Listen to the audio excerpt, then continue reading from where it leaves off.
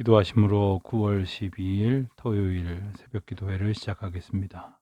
하나님 아버지, 주님의 은혜를 감사드립니다. 오늘도 저희를 하나님의 평강 가운데에서 쉬게 하시고 다시 일어나 새 하루를 시작할 수 있도록 인도하여 주시며 이 하루에 저희의 걸음을 주님의 말씀으로 시작할 수 있도록 인도하여 주신 것을 진심으로 감사드립니다. 어지러운 세상 속에 요란한 소문과 함께 살고 있습니다. 근심과 염려가 많고 무엇이 사실이고 무엇이 거짓인지 분별하지 못할 만큼 어지러운 세대 속에 저희들 살아가고 있습니다. 세월은 변하고 계절이 바뀌고 또 많은 것이 변화되어져도 저희의 마음 가운데에 두려움은 그쳐질 줄 모릅니다. 염려와 근심은 떠나가지를 않습니다.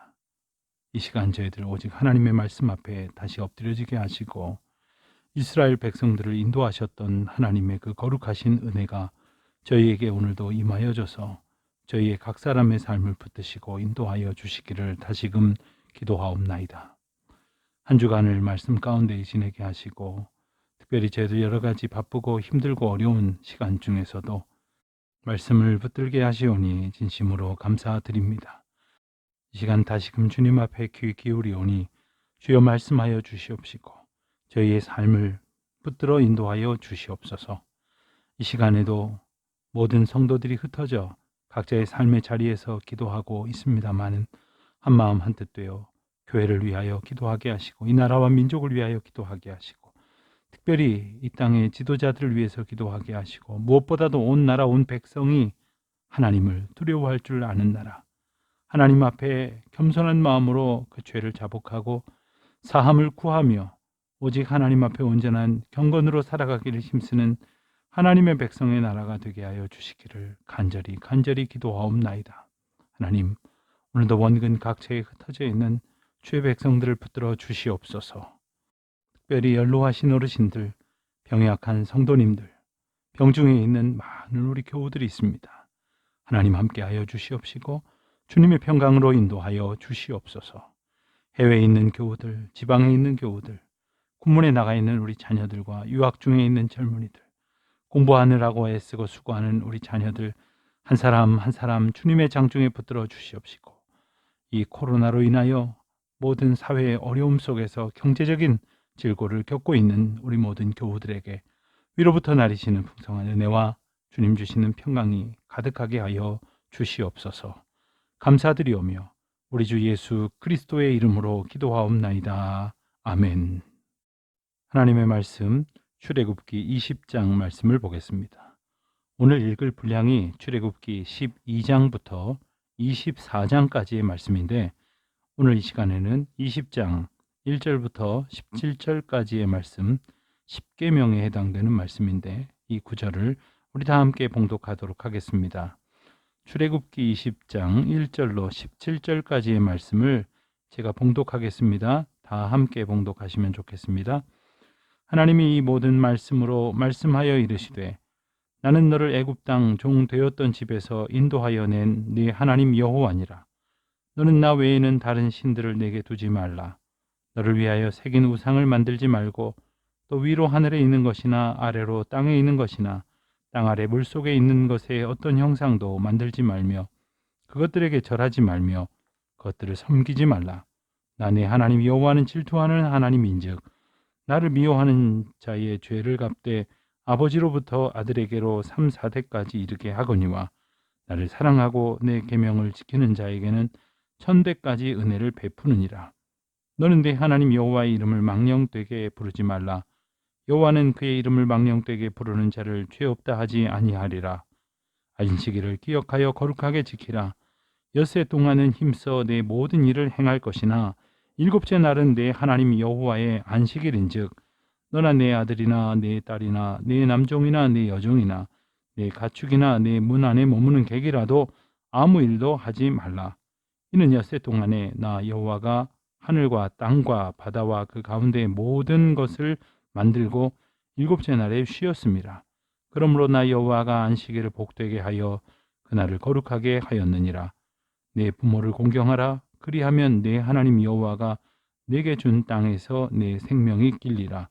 살인하지 말라, 간음하지 말라, 도둑질하지 말라, 내 이웃에 대하여 거짓 증거하지 말라, 내 이웃의 집을 탐내지 말라, 내 이웃의 아내나 그의 남종이나 그의 여종이나 그의 소나 그의 낙이나 무릇 내 이웃의 소유를 탐내지 말라. 아멘. 말씀 읽기 90일, 오늘 여섯째 날입니다. 오늘 읽을 분량은 출애굽기 12장부터 24장까지 말씀인데 오늘 내용 가운데에 아주 중요한 내용들이 많이 들어 있습니다. 어제 우리가 10가지 재앙의 부분을 읽었습니다. 10가지 재앙을 다 겪은 후에 바로 왕은 결국 이스라엘 백성들을 내보내게 됩니다. 그래서 이스라엘 백성들이 애굽을 탈출하게 되죠. 그런데 그때에 그 구원의 사건 가운데에 이스라엘 백성들로 하여금 그 구원하시는 하나님의 은혜를 오래도록 기억하게 하시기 위하여 유월절 규례를 그들에게 가르쳐 알게 하십니다. 출애굽 당시에 예수 그리스도를 예표하는 어린 양이 죽음으로 유월절이 생겨났다고 말할 수 있습니다. 성경대로 유월절 절기에 어린 양 예수 그리스도가 죽으셨습니다.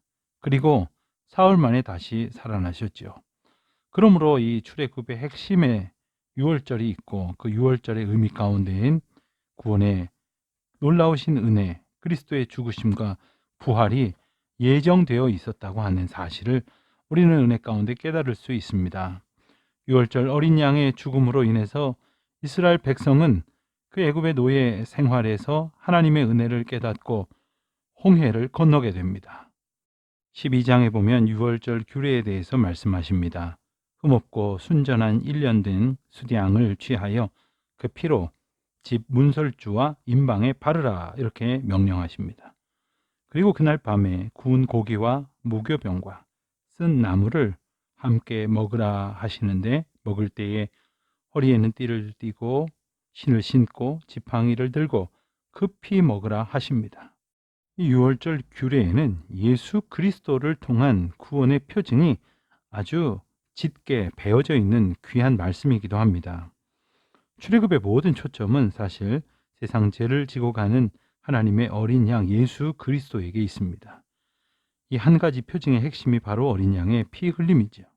그 흘린 피로 인하여 죄로부터 깨끗하여지는 구원은 여호와의 유월절 제사로 설명되는 것입니다.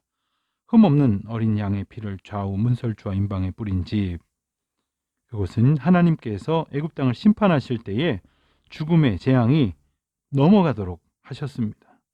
어린 양 예수 그리스도의 피는 택하심을 입은 자들에게만 뿌려지는 것이며 바로 그 자체가 구원의 능력입니다. 그러므로 예수 그리스도의 피가 뿌려지지 않으면 구원이 없는 것이죠. 예수 그리스도의 피 흘림을 얻기 위해 택하심을 받은 자들이 구원의 표징으로 홍해를 건너게 되는데, 이것을 예수 그리스도의 구원의 은혜의 관점에서 보면 세례라고 말할 수 있습니다. 홍해는 세상의 능력과 실력이 아닌 믿음으로 건넌 것입니다.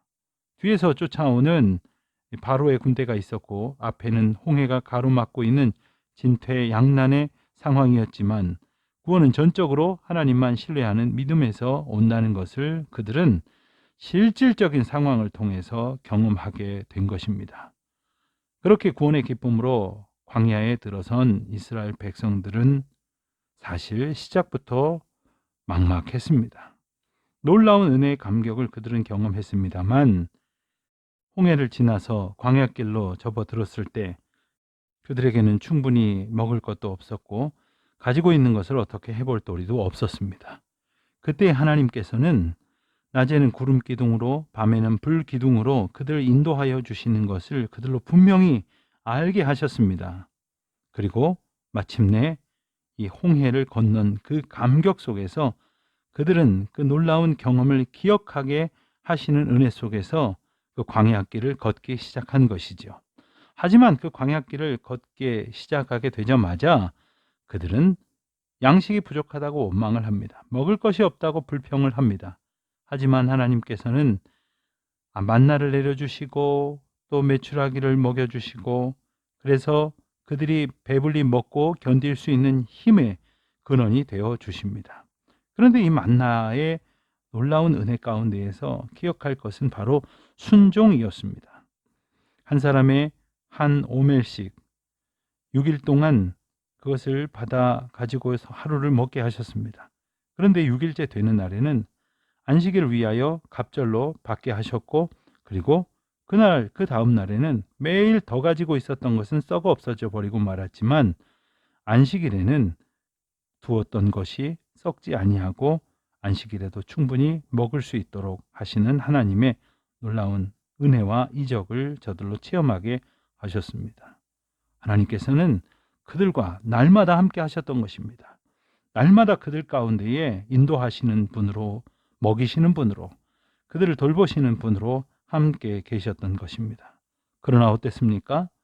그러는 중에 그들은 먹을 것이 없으면 먹을 것이 없다고 불평하고, 또 더 배불리 먹겠다고 불평하고, 또 17장에 보면 르비딤에서 마실 물이 없다고 이번에 또 원망을 하게 됩니다.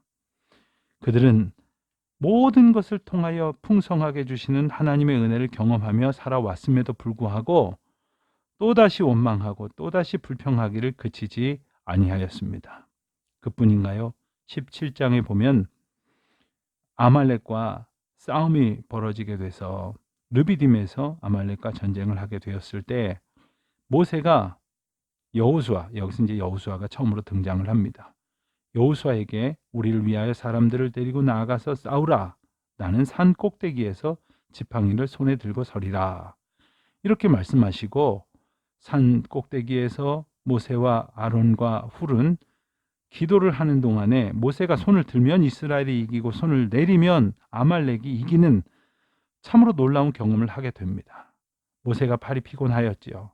그래서 모세 곁에서 아론과 훌이 한 사람은 이쪽에서 한 사람은 저쪽에서 모세의 손을 붙들고 올려서 함께 종일토록 해가 지도록 기도하고 그 팔이 내려오지 않도록 했습니다. 마침내 여호수아가 그 아말렉과의 그 싸움에서 그들을 쳐서 무찌르고 그 전쟁을 승리로 이끌어냅니다.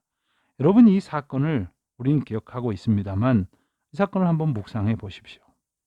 하나님 앞에 간절히 기도하게 하시는 것도 하나님께서 저들에게 믿음을 주시고 그 믿음을 시험하게 하시는 것이며, 또한 모세가 하나님 앞에 기도하는 것을 온전히 그 중보의 능력을 하나님 앞에 기도함으로 믿고 나아가 싸웠던 여호수아 또한 하나님께서 돌보시고 지키시고 그 믿음을 더욱 든든히 해 주시는 것이었죠. 그와 같은 은혜의 경험들을 가지고 그들은 살아가게 되었던 것입니다.